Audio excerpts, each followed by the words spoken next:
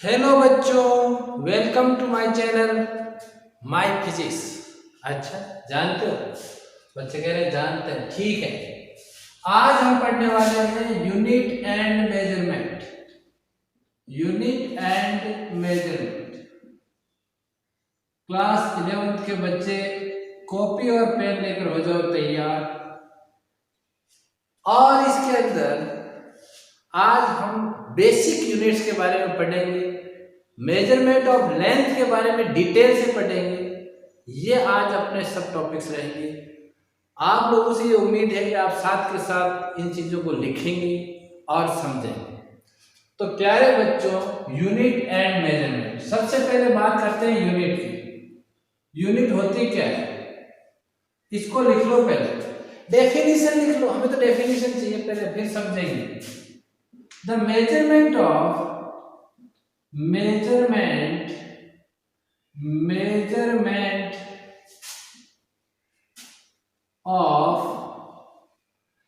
physical quantity, measurement of physical quantity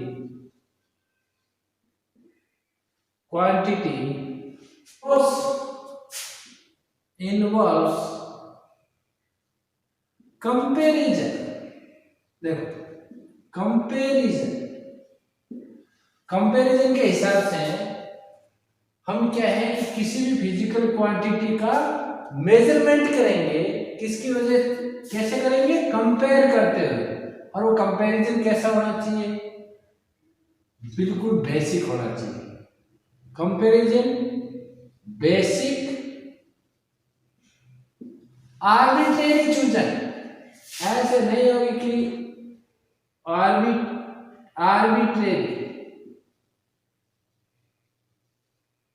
यानी कैसे ही अपने मनमर्जी से सेलेक्ट किया हो। सबसे पहले तो आपको उसको चूज करना ही होगा, पहले तभी तो आप कंपेयर कर पाओगे। कुछ ना कुछ तो चूज करना ही पड़ेगा। नाम रख दिया, नाम रखने के पीछे बहुत सारे कारण नहीं होते। आप नाम रख दो पहले, फिर उससे दूसरा, फिर तीसरा नाम अपने आप हो जाए। ए दिखाए तो बी और सी होगा ना। अच्छा, एक उसमें क्या खास बात होनी चाहिए कि वो सबको एक्सेप्ट होना चाहिए, यानी इंटरनेशनली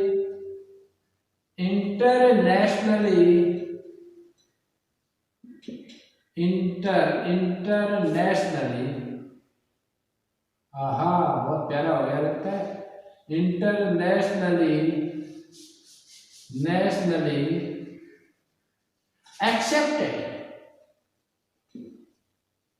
एक्सेप्ट होना चाहिए, सबको स्वीकार होना चाहिए। रेफरेंस, ऐसा क्या होना चाहिए? रेफरेंस होना चाहिए। Reference is called unit.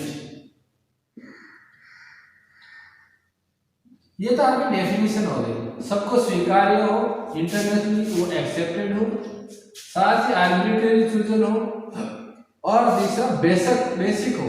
इसको और क्लियर करें तो सर्टेन बेसिक, एक ही बात है, बेसिक होना चाहिए। फिर हम कंपेयर करें, तब तो बात बने। अरे भाई, पहले मीटर चुनेंगे तभी तो कह पाएंगे कि ये इससे छोटा है तो सेंटीमीटर है। मीटर को आर्बिट्रेरी चूज करना पड़ेगा, बेस मान लो, फिर उसके बाद सेंटीमीटर बढ़ जाएगा, डेसीमीटर बढ़ जाएगा, मिलीमीटर बढ़ जाएगा, किलोमीटर भी बढ़ जाएगा। लेकिन पहले कुछ ना कुछ आपको चूज करना पड़ेगा और उसको अपनी मनमर्जी से मानना पड़ेगा। तो ये बच्चों हो गई क्या? यूनिट की डेफिनेशन। अच्छा, अब देखो, यूनिट के कई सिस्टम आए। शुरुआत में कुछ और लोग किसी चीज से नापने लगे, फिर क्या हुआ कि मेजरमेंट के तरीके बदलते गए। अलग अलग देशों में अलग अलग तरीके प्रचलन में थे।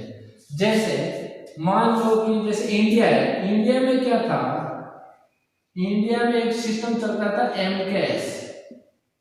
एमकेएस का मतलब है कि जो लेंथ है वो तो हम मीटर में मेजर करेंगे। एम फॉर मीटर, के फॉर किलोग्राम, यानी जो मास है आपका वो हम किलोग्राम में देखेंगे, वेट, और एस फॉर सेकेंड, और जो आपका टाइम है इसको हम सेकेंड में मेजर करेंगे। और ये 3 बेसिक यूनिट थे। फिर क्या हुआ कि जैसे यूएसए या और भी कई देश थे ऐसे, तो उनमें क्या चलता था, सीजीएस सिस्टम चलता था। CGS, C for centimetre, centimetre, के जी फॉर ग्राम, ग्राम मतलब मास को आप ग्राम में मेजर करेंगे, और एस फॉर अगेन सेकेंड। ये इस तरह का सिस्टम वहां पर चलता था। इंग्लैंड में क्या सिस्टम था, इंग्लैंड में क्या सिस्टम था, उस सिस्टम को बोलते थे एफपीएस, एफ फॉर फुट, यानी लंबाई को फुट में जानते हैं अपन, है ना, फुट को 30 सेंटीमीटर वाला, और जो वेट है वो होता था पाउंड में, पाउंड, एक पाउंड में करीबन 453 ग्राम होते थे, अभी भी होते हैं। और ये हो गया आपका सेकंड। इस तरह हम इंग्लैंड में ये सिस्टम, कुल मिलाकर अलग अलग देशों में, संसार में कुल मिलाकर ये 3 तरह की बेसिक सिस्टम थे जिनको मेजरमेंट के रूप में यूज किया जाता था। लेकिन फिर बात चली, मीटिंग्स हुई और डिसाइड किया गया कि एक ऐसा सिस्टम बनाया जाए, एक ऐसा सिस्टम बनाया जाए जो यूनिवर्सली एक्सेप्टेड, सबको समझ में आए, सब उससे खुश रहे, ऐसा सिस्टम बना। तो फिर क्या आया कि एक सिस्टम आया जिसको नाम दिया गया एसआई। सिस्टम को क्या नाम दिया गया, एसआई सिस्टम, एसआई सिस्टम। अब इस सिस्टम का अगर आपको कहा जाए कि फुल फॉर्म, तो इसको लिखते हैं ऐसे, सिस्टम में इंटरनेशनल,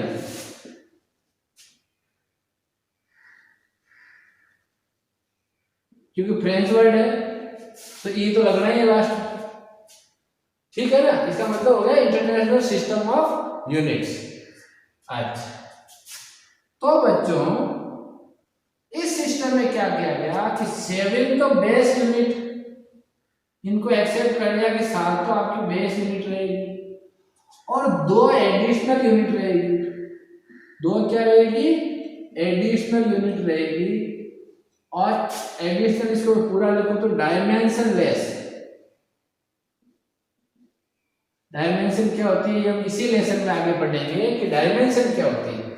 तो 7 तो बेस यूनिट और 2 डायमेंशनलेस यूनिट्स की यहाँ पर एक्सेप्टेंस हुई ऐसा यूनिट के अंदर। अभी जो सबसे ज्यादा प्रचलन में है, जो यूनिवर्सली एक्सेप्टेड है, सबको स्वीकार्य है, सब इसको यूज करते हैं, और यही इंटरनेशनल प्लेटफॉर्म पर लागू होती है, तो ऐसा यूनिट को ही अपनाया हुआ है। ठीक है, अब बात करते हैं 7 बेस यूनिट कौन कौन सी। ठीक है, चलो बेस यूनिट की जब बात करेंगे, देखो पहली बेस यूनिट कहां मिली हुई, मीटर। क्या काम में लिया गया, मीटर। इसमें एमईटी आरई भी सही है और ईआर भी सही है, दोनों ठीक है, ये भी ठीक है, एमईटी आर ये भी ठीक है। ये लैंग्वेज का फर्क है, ब्रिटिश इंग्लिश है या अमेरिकन इंग्लिश है, दोनों ही सही है। तो मीटर को क्यों यूज किया गया, इससे लेंथ को मेजर किया जा सकता है। क्या मेजर किया जा सकता है, लेंथ। बेसिक यूनिट थी, पहले भी एक्सेप्टेड थी। अच्छा, अब देखो मीटर के बाद वेट के लिए या मास के लिए, मास के लिए क्या काम में लिया हुआ है, केजी। ये इसके सिंबल है, जो मैं पहले लिख रहा हूं, ये क्या है, सिंबल है, इसको बोलते हैं किलोग्राम। और किलोग्राम से आपका मास मेजर किया जाने है। मास का मेजरमेंट, कितना मास। मास ऐसी चीज है जो न तो किसी टेम्परेचर पे डिपेंड करती है, या तो जब कोई चीज बढ़ती है तो कितनी है उसके ऊपर डिपेंड करती है, और किसी भी चीज पे डिपेंड नहीं करती, न जगह पे डिपेंड करती है, न टेम्परेचर पे डिपेंड करती है। किलोग्राम में ही मेजर करें। S for second, S for second, ये किसको मेजर करने के लिए, टाइम। यहां तक तो ठीक है, यहां तक तो ठीक है। अच्छा, इसके बाद A, A for ampere, A for ampere, ये भी अपनी जानी पहचानी यूनिट है। ये किसको काम मेजर करता है? Electric current. किसको मेजर करते हैं बच्चों? इलेक्ट्रिक करंट को। अच्छा, एम्पियर के बाद, एम्पियर के बाद के एम ओ एन और सी ए डी, ये 3 यूनिट और हो गई, 4 तो ये हो गई, 4 प्लस 3। के फॉर बच्चों केल्विन। केल्विन क्या काम आता है? टेम्परेचर, टेम्परेचर को मेजर करते हैं। सेल्सियस जो होता है, सेल्सियस से 0 डिग्री सेल्सियस के ऊपर माइनस ये होता है प्लस के 273 डिग्री केल्विन, डिग्री छोड़िए, डिग्री सेल्सियस आ गया, 273 केल्विन होता है। अब इसे ऊपर जैसे 1 आएगा 1 डिग्री पे 274 हो जाएगा, 274। अब इससे आप कुछ भी मेजर कर सकते हैं। समझ में आया आपको? जैसे 10 डिग्री है तो 283, 283, और -10 है तो 263, ऐसे। ठीक है? अच्छा, मोल क्या काम में आता है? इसकी फुल फॉर्म है MOL, केमिस्ट्री में खास करके काम में आता है। मोल क्या करता है? अमाउंट ऑफ सब्सटेंस, कितना सब्सटेंस है इसकी अमाउंट को बताने के लिए काम आता है मोल, कितने मोल। अच्छा, और यह है बच्चों कैंडिला। कैंडिला, कैंडिला का मतलब हो गया, कैंडिला का मतलब हो गया कि ये लुमिनियस जो होती है,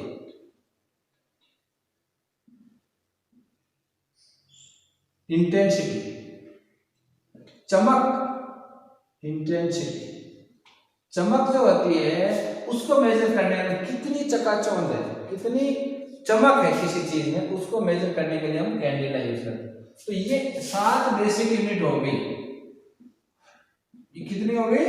7 बेसिक यूनिट हो गई। अब इनके साथ में इन सभी डायमेंशन है। डायमेंशन क्या होती है जब हम पढ़ेंगे तो आपको क्लियर हो जाएगा। 2 एडिशनल डायमेंशन लेस यूनिट भी जोड़ी गई।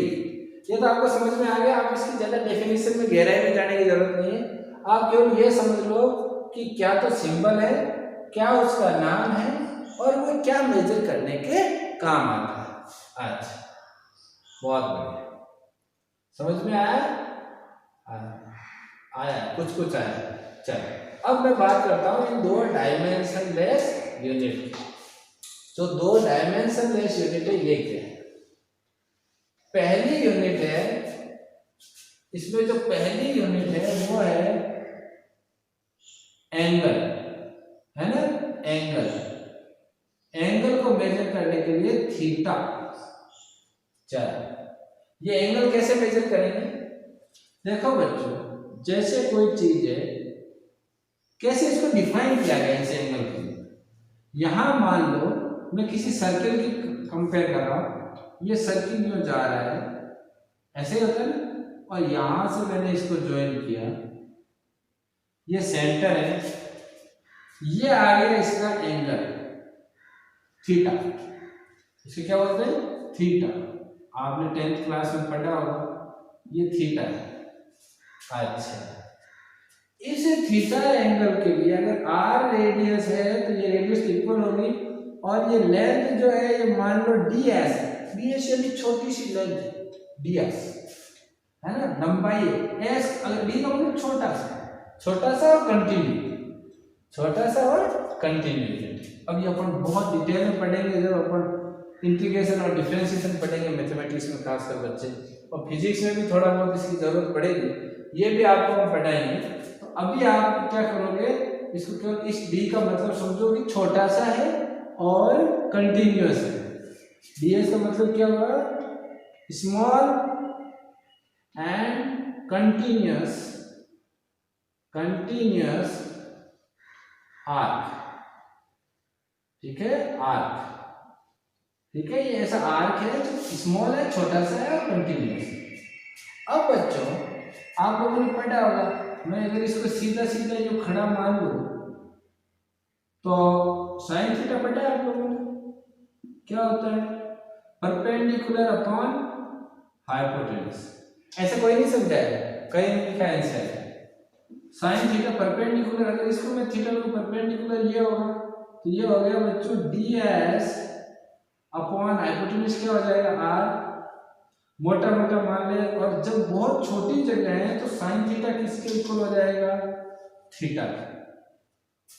तो बच्चों ये जो एंगल है, जो मेजर करने का तरीका है कि आप इस रेशियो ले लें, किसका, ratio of length of arc to radius, radius और लेंथ ऑफ आर्क का रेशियो ले लें तो ये जो क्वांटिटी आएगी ये डायमेंशन लेस होगी पहली चीज, क्योंकि यहां मान लो मीटर में, ये मीटर से मीटर मर गया, कट गया, कुछ नहीं बचा, तो ये जो है इसको ये डायमेंशन लेस है। कैसी है ये, डायमेंशन लेस है, इसमें डायमेंशन नहीं मिलेगी। और इसको जो एंगल को मेजर करते हैं उसकी यूनिट है रेडियन, क्या है, रेडियन, और इसको शॉर्ट में लिखते हैं RAD। चलो क्लियर हो गया मेरे हिसाब से, रेडियन को शॉर्ट में क्या लिखते हैं, RAD, ठीक है। तो ये तो हो गया आपका सिंपल एंगल वाली बात, साफ कर दूं मैं इसको, कर देना चाहिए ना।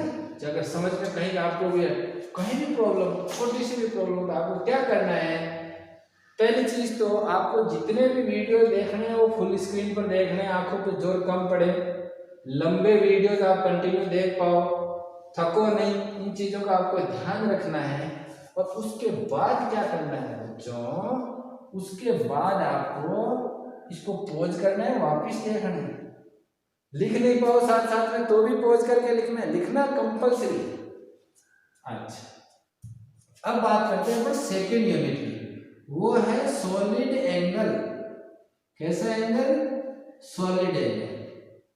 वो कैसा होता है, जैसे मान लो आपने कोई एक स्फीयर का सेंटर लिया, स्फीयर का सेंटर लिया, स्फीयर में से कोई एक सरफेस काट लिया और उसका ऐसा है, ऐसा ऐसा ही कटेगा ना, सरफेस, स्फीयर गोले का, स्फीयर का सरफेस काट लिया और इसकी मात्रा जो है, इसको ये है DA, छोटा सा है और एरिया है, इसको मैं यहां से ज्वाइन करूंगा जहां से काटा है, तो छोटा सा है, ज्यादा फर्क नहीं पड़ेगा कहीं किसी भी डिस्टेंस में। ये डिस्टेंस क्या होगी, R होगी, सब जगह रेडियस है ना, और ये जो इसके बीच में यहां पर एंगल बनेगा इसको हम डिनोट करेंगे D ओमेगा, इसको क्या बोलते हैं, ओमेगा, क्या है ये, omega, D omega will be defined as DA upon R square, DA upon R square. तो यहाँ पर एरिया की यूनिट क्या है, मीटर स्क्वायर, सेंटीमीटर स्क्वायर, उससे ये नीचे वाले कट जाएगा। फिर अगेन ये डायमेंशन लेस हो गई और ये सॉलिड एंगल हो। तो what is solid angle, solid angle is defined as ratio of, किसका रेशियो बच्चों, area to square of radius, इन दोनों का जो रेशियो है उसे हम कहेंगे solid angle, D omega, D omega. इसकी जो यूनिट होगी वो होगी स्टेरेडियन। देखो बहुत सिंपल है, अगर हम ढंग से पढ़ेंगे, स्टेरेडियन, ठीक है बच्चों। और इसको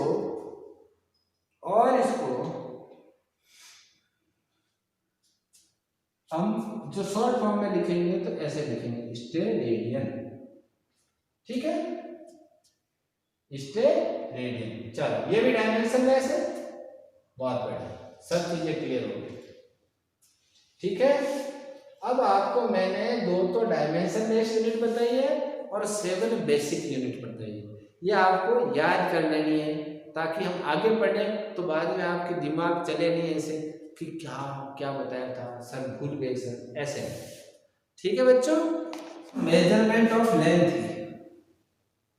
मेजरमेंट ऑफ लेंथ, लंबी लंबी कहानियां दी हुई है अलग अलग बुक्स में। मैं सीधे पॉइंट की बात करता हूँ। पॉइंट की बात यह है कि लॉन्ग डिस्टेंस को कैसे मेजर करेंगे। लॉन्ग डिस्टेंस, देखो बच्चों, जब हम किसी चीज को मेजर करने के लिए सबसे बेस्ट वे है कि अपन स्केल रख दें, उस पर मीटर स्केल रख दें। तो मीटर स्केल क्या करती है कि मिलीमीटर तक बता देती है कि कितने मिलीमीटर की है। मान लो 2 मिलीमीटर की तो भी आ जाती है। तो यहाँ पर क्या है, मीटर स्केल को अगर मैं कहूँ, मीटर स्केल कहाँ तक मेजर करती है, 1 mm तक रीड कर लेती है। 1 mm का मतलब हो गया 10⁻³ मीटर, राइट? ठीक है ना? अरे 1 मीटर में कितने सेंटीमीटर, 100 सेंटीमीटर, यानी 10⁻²⁰ सेंटीमीटर। तो 1 सेंटीमीटर इज इक्वल टू, इसको मैं इधर लाऊंगा तो 10⁻² मीटर। 1 मिलीमीटर तो इसमें 10 होता है, फिर नीचे एक और 10 चला जाएगा तो -3 मीटर। जल्दी से आंखें निकालने शुरू कर देते हैं। क्या लिख दिया सर, ये क्या लिख दिया, 10⁻³ का मतलब क्या है? इसका मतलब ये है कि ये 10⁻³ मीटर है 1 mm, और क्या?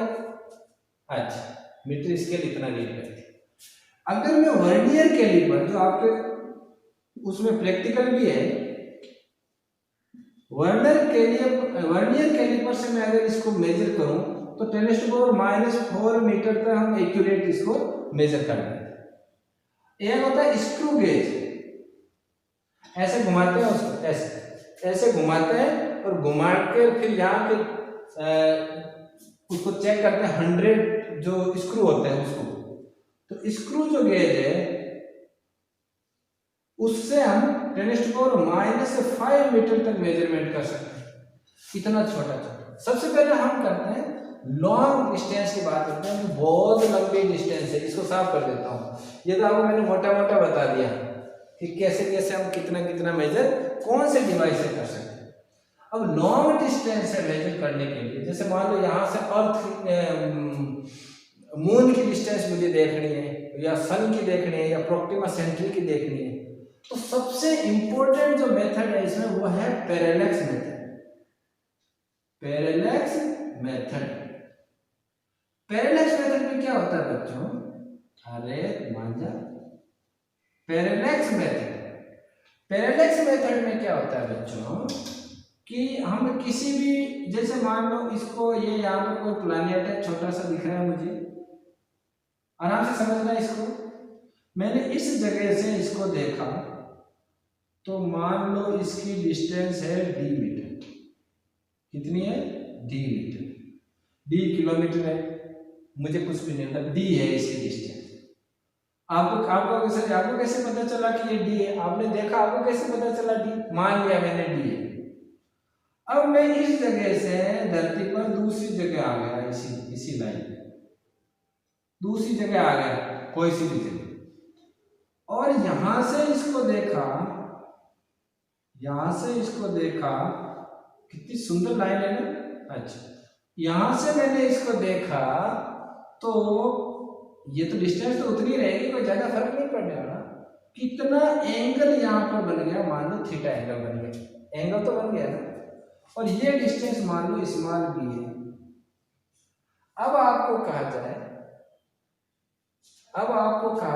कि थीटा की डेफिनेशन क्या है बच्चों? Theta is equal to b/d। अब मुझे d का मेजरमेंट करना है तो d इज इक्वल टू b/थीटा। एंगल से ये तो अपने को पता है, यहाँ पर हम कितना चले हैं, कितना एंगल है, इसको यूज करते हुए हम इस लंबी डिस्टेंस को निकालेंगे। तो ये लॉन्ग लेंथ थी, जो लॉन्ग डिस्टेंस थी, इसको हमने मेजर कर लिया। This is called parallax method. समझ में आया? अरे पहले यहाँ से देखा, फिर यहाँ से देखा, एंगल नाप लिया, ये डिस्टेंस नाप ली, उठा के इसमें रख दिया, पता चल गया आपको कि कितनी डिस्टेंस है, कितने लाख किलोमीटर है। किलोमीटर इतने आएंगे ना। चल ये सबसे पहले इसके ऊपर एक तो न्यूमेरिकल भी बुक में दिए हुए, करना आप लोग, बहुत मजा आएगा। ठीक, और अब हम बात करते हैं स्मॉल डिस्टेंस। किसकी बात करेंगे? Small distance. बहुत छोटी से छोटी डिस्टेंस को कैसे मेजर करते हैं? Small distance. स्मॉल डिस्टेंस के लिए बच्चों हम क्या करेंगे? स्मॉल डिस्टेंस, स्मॉल डिस्टेंस को कैसे मेजर करेंगे? इसके लिए क्या करते हैं, जैसे मान लो मैं एक मोल तक की बात करता हूँ, तो मोल्स की जो मॉलिक्यूल्स, मॉलिक्यूल्स की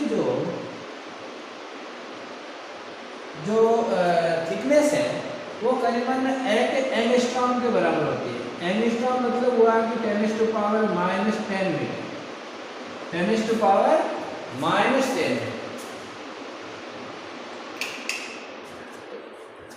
ये आपका मॉलिक्यूल्स की थिकनेस है। अब इसको मेजर कैसे करें?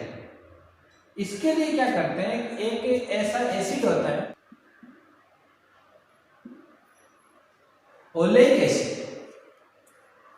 ओलेइक एसिड जो होता है वो क्या करता है कि ये अपने कहते हैं कि ये इसकी क्या प्रॉपर्टी होती है कि अपने 1 मोल की जो थिकनेस होती है वहां तक ये फैलने में सक्षम है, ये वहां तक फैल जाता है, इतना पतला ये एक लेयर बना लेते हैं।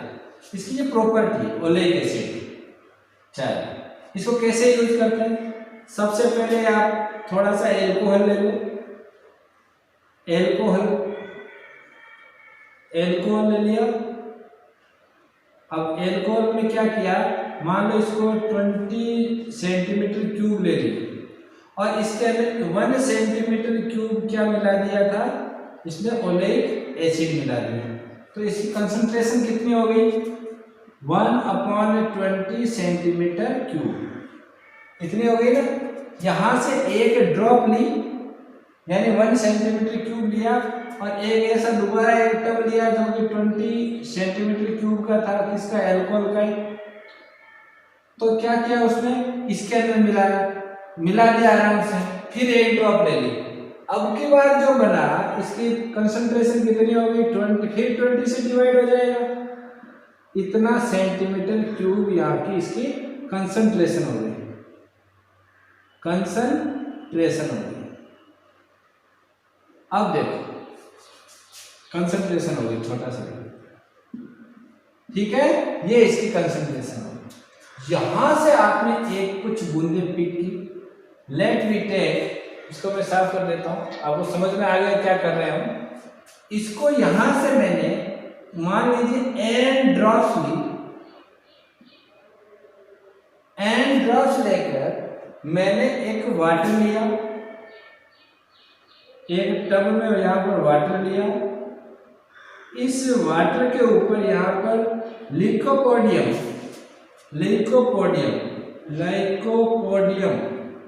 ये क्या होता है? ये एक पाउडर होता है जो अपने लैब के अंदर काम में आता है।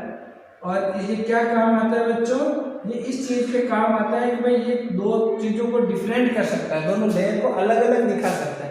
अगर हम टेलीस्कोप से देखेंगे तो ये अलग ही दिखेगा, ये किसी में शामिल नहीं होता, इसके मॉलिक्यूल्स कंप्लीटली विजिबल होते हैं, इसलिए हम इसको यहाँ काम में लिकोपोडियम पाउडर यहाँ पर डाल दें, कुछ ऐसा। अब इसके ऊपर यहां से कुछ बूंदे डाली, n ड्रॉप यहां डाली, तो बताओ वॉल्यूम कितना हो गया टोटल? n into we. अगर और v क्या है? v is volume of 1 drop, volume of 1 drop. अच्छा समझ में आ गया? टोटल वॉल्यूम क्या हो गया? n ड्रॉप्स भी उसने, और उसके ऊपर यहाँ पर डालने से क्या होगा? लेयर बन जाएगी। लेयर बनते ही तुरंत इसके अंदर हम मेजर कर लेंगे। अब हम कैलकुलेट करेंगे कि इसमें कंसंट्रेशन कितनी है। अच्छा बताओ कितना है इसके अंदर। तो आपको बताया था मैंने, हमने लिए सेकंड उसमें से, तो सेकंड, तो अभी हमने जो वहां से, तो कंसंट्रेशन उसकी ये है 1 से, तो इतने वॉल्यूम की कंसंट्रेशन उसमें ऑयलिक एसिड क्या हो जाएगा, ऑयलिक एसिड जो है वो कितना हो जाएगा total, NV multiplied by 1/20 into 20, इतना सेंटीमीटर क्यूब हो जाएगा। ठीक है, समझ में आया। अब मुझे क्या करना है, थिकनेस निकालनी है यहाँ पर। इसकी जो बना, ये जो बना है इसकी थिकनेस क्या है ना, इस लोकोपोडियम पाउडर के ऊपर ऊपर जो बना है इसकी थिकनेस क्या है। तो थिकनेस निकालने के लिए मैं क्या करूंगा, thickness will be equal to, कैसे निकालेंगे, वॉल्यूम ऑफ इसका फिल्म का upon volume area of water surface. अरे ये एरिया कितना है टोटल यहाँ पर, इससे डिवाइड कर देंगे तो वॉल्यूम तो ये आ गया यहाँ पर, इतना ओलेइक एसिड का वॉल्यूम है ये यहाँ रख देंगे, और इसका एरिया आपको पता है तो इसको रख दो NV इंटू 1/20 इंटू 20, और इसको डिवाइड किसी करेंगे एरिया से, इतनी आ जाएगी थिकनेस। ये क्या आ जाएगी थिकनेस, और ये थिकनेस इतनी कम आती है इस फॉर्मूले से इसको निकालते 10⁻⁹ मीटर के आसपास आ जाती है। ये आपको मेजर करने का तरीका है। आजकल तो बहुत अपडेटेड हो गया, इलेक्ट्रॉनिक जो टेलीस्कोप है वो जबरदस्त तरीके से इससे भी छोटी लेंथ को मेजर कर लेता है, लेकिन ये एक तरीका, प्रैक्टिकल तरीका है स्मॉल डिस्टेंस को मेजर करने का, इस ऑर्डर की आ जाती है। ठीक है, ये थिकनेस आती है, और ये थिकनेस मानी जाती है कि उसके 1 मोल की थिकनेस है। तो बच्चों ये तो हुई स्मॉल डिस्टेंस मेजर करने का तरीका। अब मैं बात करता हूँ रेंज की। आज के टॉपिक हम लास्ट पेज में चल रहे हैं, आज हम पढ़ेंगे रेंज।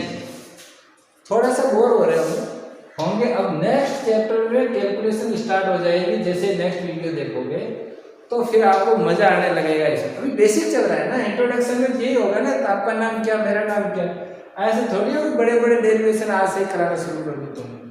हाँ, हो थोड़े से बोर हो, अच्छा लगेगा। अच्छा मजा आता है सर, बोर होने का भी आनंद है। चलो, रेंज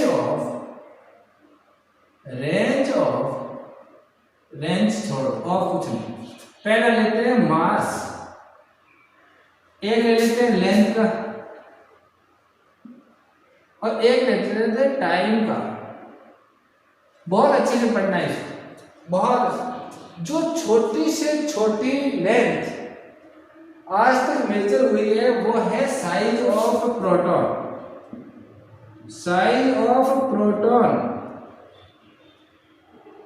और इसकी रेंज है 10⁻⁻15 मीटर। और जो बड़ी से बड़ी रेंज मेजर हुई है वो है कि जो यूनिवर्स है कितना बड़ा है कोई नहीं जानता, तो इसके पहले नाम लिख लेते हैं हम ऑब्जर्वेबल, यानी जिसको हम ऑब्जर्व कर रहे हैं। ऑब्जर्वेबल यूनिवर्स है ना, इसकी डिस्टेंस कितनी दूर तक हम देख सकते हैं, तो ये है 10⁻26 मीटर। समझ में आया, लेंथ का हिसाब हुआ। ये तो बड़ी से बड़ी जो ऑब्जर्व की अब तक, और ये छोटी से छोटी। मास की अगर हम बात करें, किसकी, मास की,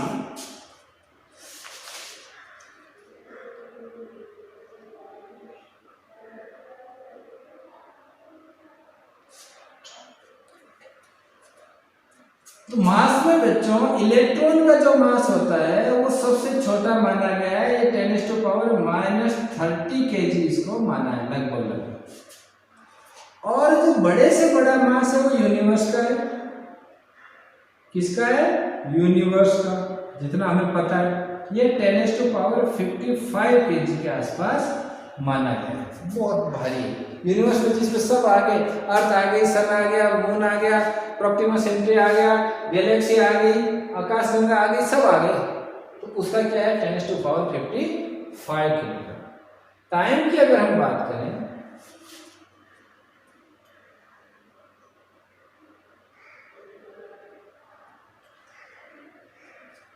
टाइम की अगर बात करें तो मोस्ट जो लाइफ स्पेन है, जो जीवन है उसका, किसका, मोस्ट अनस्टेबल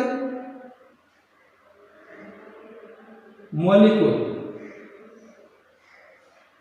सबसे जो अनस्टेबल मॉलिक्यूल है उसका जो लाइफ स्पेन है 10⁻⁻⁴ सेकेंड, और सबसे ज्यादा जो समय लगता है वो लगता है एज ऑफ यूनिवर्स का मेजर हुआ अब तक, कि ये जो यूनिवर्स है इसकी एज क्या है, तो ये है बच्चों 10⁻17 सेकेंड। समझ में आएगा आपको? यानी आपको जो मेजर जो लेना है, मैक्सिमम में तो सब में यूनिवर्स की बात करनी है, और मिनिमम में या इलेक्ट्रॉन का मास आ जाएगा, या प्रोटॉन की साइज आ जाएगी, या लाइफ स्पेन आ जाएगी मॉलिक्यूल की, अनस्टेबल मॉलिक्यूल। अच्छा, अब इसकी रेंज की हम बात करें तो रेंज की बात करें तो ये आ जाता है करीबन टोटल, इसमें से इसको करेंगे, इसका रेशियो लेंगे तो 10⁻85 इसका रेशियो हो जाएगा, ठीक है ना। अरे ऐसे हो जाएगा ना 10⁵55 अपॉन 10⁻⁻30 केजी से केजी मर गया, ये ऊपर जाएगा तो 10⁻85। यहां पर जो आएगा ये आएगा 10⁻, रेंज क्या आएगी बच्चों 26 और 15 41। यहां क्या आएगी रेशियो लेंगे तो अगेन 17/24 तो 10⁻41। तो बच्चों हम यहाँ पर एक चीज बहुत ही जबरदस्त तरीके से ऑब्जर्व करते हैं कि इसकी रेंज और इसकी रेंज सेम है। वाह भाई वाह, टाइम की होता है, लेंथ की और रेंज सेम है, और मास की रेंज है करीबन ऑन और अबाउट 10⁻41 का होल स्क्वायर है, 82 आ जाएगा ना, तो लगभग पास में होगी। कहने का मतलब है कि ये एक कोइंसिडेंस है या नेचर का कुछ एडजस्टमेंट है, ये आज तक कोई जान नहीं पाया। ये है क्या आखिर, ये किसी को नहीं पता। ठीक है बच्चों, कल हम पढ़ेंगे नए वीडियो में डायमेंशंस। क्या पढ़ेंगे? डायमेंशंस। मेरा आप लोगों को सलाह है कि जितना मैंने पढ़ाया है उतना ही पढ़े, एनसीईआरटी पढ़ ले, बढ़िया है। और कोई जो भी गाइड आप पढ़ना चाहें पढ़ सकते हैं, मेरी तरफ से कोई ना नहीं है, लेकिन मैं चाहता हूं कि जितना मैं बता रहा हूं उतना एटलीस्ट आप लोग पढ़े। That will be very very beneficial to you. मिलते हैं नेक्स्ट वीडियो में। Thank you, bye.